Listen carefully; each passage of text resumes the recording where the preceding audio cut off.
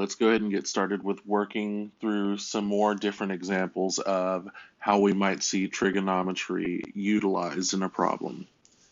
Given that sine of theta is equal to 3 over 8, find the following values. And we'll need to solve for some particular values, and maybe in that last problem utilize them to find the value of an expression.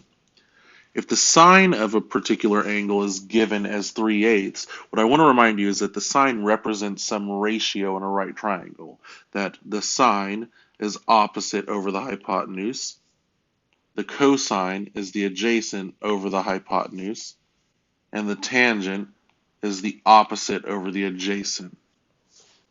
So if we're given that the sine of an angle in a right triangle is 3 over 8, in a right triangle, the sine of an angle theta is 3 over 8. That means this opposite side must be 3, or some value that when I simplify it in the ratio of opposite over hypotenuse is 8 over 3. I also could have used 6 over 16, for instance, as long as that opposite side divided by the hypotenuse is 3 over 8. And that just comes from the sine being 3/8. Turns out we're going to end up needing to find the other leg length, and we can do so using the Pythagorean theorem. So if I call this b, it's 3 squared plus b squared is equal to 8 squared, or that b squared is equal to 64 minus 9, 55. That b is equal to the square root of 55. From here, I should be able to find all the remaining values of the cosine and tangent of theta. That the cosine would be the adjacent divided by the hypotenuse, or the square root of 55 over 8, and the tangent would be 3 over the square root of 55, the opposite over the adjacent. I'll remind you that anytime that there's a radical in the denominator, you'll need to rationalize it. 3 square root of 55 divided by 55. And that would be your appropriate value for the tangent of theta. So how might I find the sine of 90 minus theta? Well, if we look at our triangle, I know that the triangle angle sum theorem tells us that all of the angles in a triangle have to add up to 180. That this angle plus theta plus 90 would need to equal 180. And I'll just call it green angle measure. Plus theta plus 90 is equal to 180. And I need to figure out an expression for that green angle measure. Well, if I subtract everything to the other side, I get that that green angle measure has a measure of 90 minus theta. And that should make somewhat sense to us because in a right triangle, the two other acute angles should be complementary to each other. That if theta was 45, for instance, 90 minus theta would be 45. That if theta was 60, then 90 minus theta would be 30. That those two acute angles in the right triangle should add up to 90 degrees. So from there, I should be convinced that if one angle, one of the acute angles in a right triangle is theta, the other one has to be 90 minus theta, meaning that I can find just the appropriate trig values by looking at the other angle. That sine of 90 minus theta would be the opposite over the hypotenuse, or the square root of 55 over 8. The cosine would be the adjacent over the hypotenuse, 3 divided by 8. And the tangent would be the square root of 55 divided by 3, because that's the opposite over the adjacent in that, from that angle. The last expression we're asked to find in this example is the sine theta squared plus cosine theta squared. Note that this is often written as sine squared theta, cosine squared theta.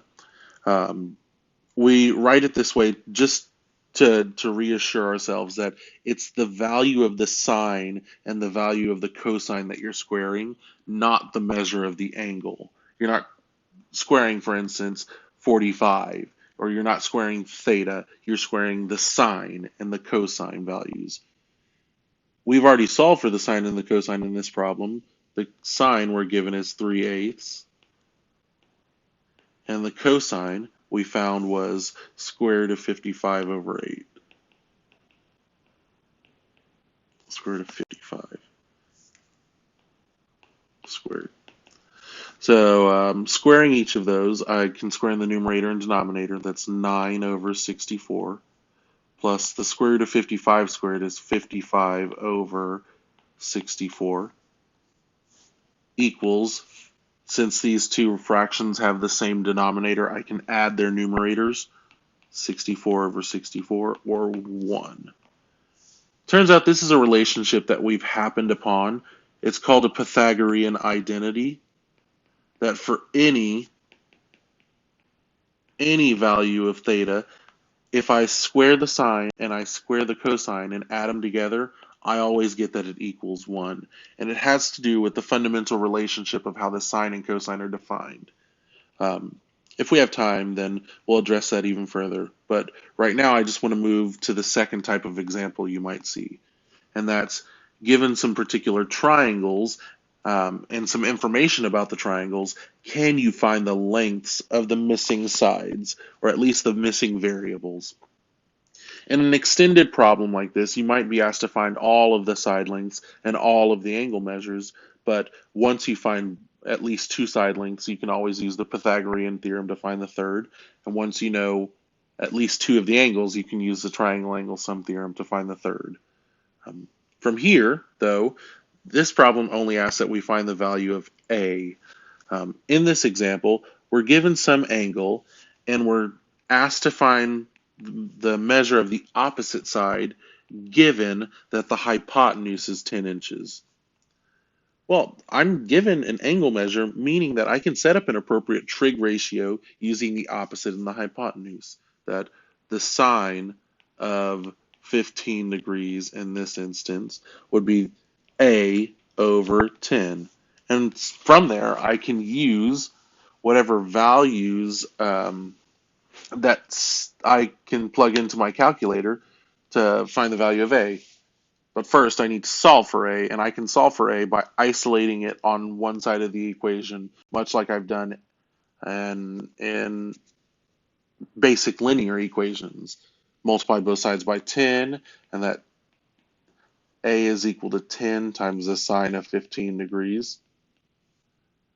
Or when I stick that into my calculator, my handy-dandy calculator, 10 sine of 15 would be approximately 2.588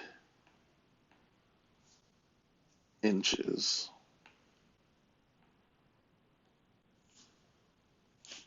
In the next problem, I'm asked to do almost the same thing. I'll use a different color, but I'm asked to find 2 side lengths now.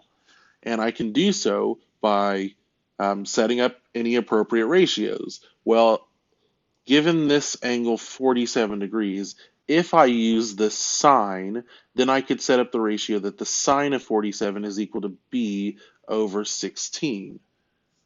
B over 16. The sine of 47 degrees is B over 16.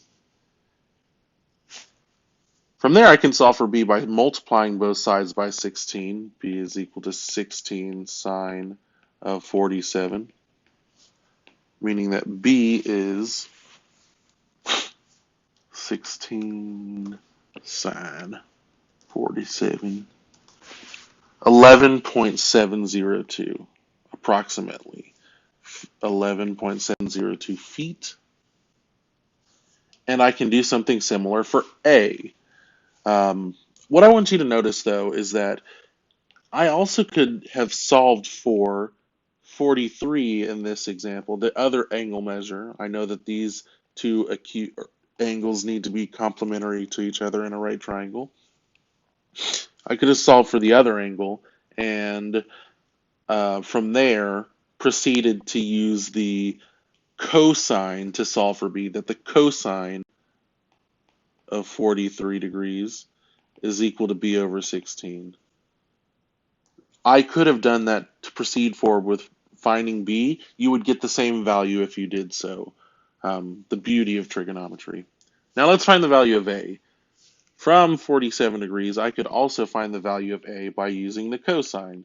The cosine of 47 would be the adjacent over the hypotenuse, or A over 16, meaning that A would be 16 cosine of 47 degrees. When I stick that into the calculator, I get approximately 10.912 feet. That is how I would proceed forward with finding A and B. The last example that I'm going to do in this video, I'm going to save the other two examples for a separate video, but in this video, we may need to utilize inverse trig functions to find the missing values of the angles, because in this problem, not only are we missing a side length, but we're also missing some angle measures. We can proceed forward with finding the side lengths using the Pythagorean theorem that 3 squared plus b squared is equal to the square root of 13 squared, or that 9 plus b squared is equal to 13, b squared is equal to 4, or that b is equal to 2. From there, I need to find the values of alpha and beta. And I want to remind you that in typical trig functions, when we're setting up a ratio, for instance, from angle beta, I could say that the opposite over the hypotenuse, or the adjacent over the hypotenuse, or the opposite over the adjacent, I can use to set up a trig ratio, a sine or a cosine or a tangent. I'm just going to pick one. From angle beta, I'm going to choose to use the opposite over the hypotenuse, that the sine of angle beta is equal to 2 over the square root of 13. Now this doesn't help me find the measure of the angle, but it does help me set up the appropriate inverse trig ratio, that if I know that the sine of angle beta is equal to 2 divided by the square root of 13, it has to be the case that angle beta's measure is equal to the sine inverse of 2 over the square root of 13. Because in a typical sine function, the input is the measure of the angle, and the output is the ratio of the sides. Whereas in an inverse trig function, the input is the measure or the ratio of the sides, and the output is the measure of the angle. And since we're solving for the measure of the angle, we need to use an inverse trig function. That is a nice disclaimer for you, that if you're solving for the measure of an angle, you can not 100% certainty know that it's using an inverse trig function, but for the intents and purposes of our course, know that in a trig problem, you're probably using an inverse trig function to find the measure of the angle. When I substitute that into my calculator, I get that this is approximately equal to 33.7 degrees. Beta is approximately equal to 33.7 degrees. I do want to reiterate, I could have used the cosine and said that I know the cosine of beta is 3 over the square root of 13. Therefore, beta has to equal the cosine inverse of 3 over the square root of 13. If you substitute that into your calculator, you get approximately the same thing. And that is sufficient. From there, I know that the triangle angle sum theorem says that the sum of the angles in a triangle needs to equal 180. So alpha plus 33 plus 0.7 plus 90 should equal 180, or that alpha is approximately equal to 56.3 degrees. That's all I'm going to work through in this video. You can move on to the next video if you're comfortable going through that number 3 and number 4.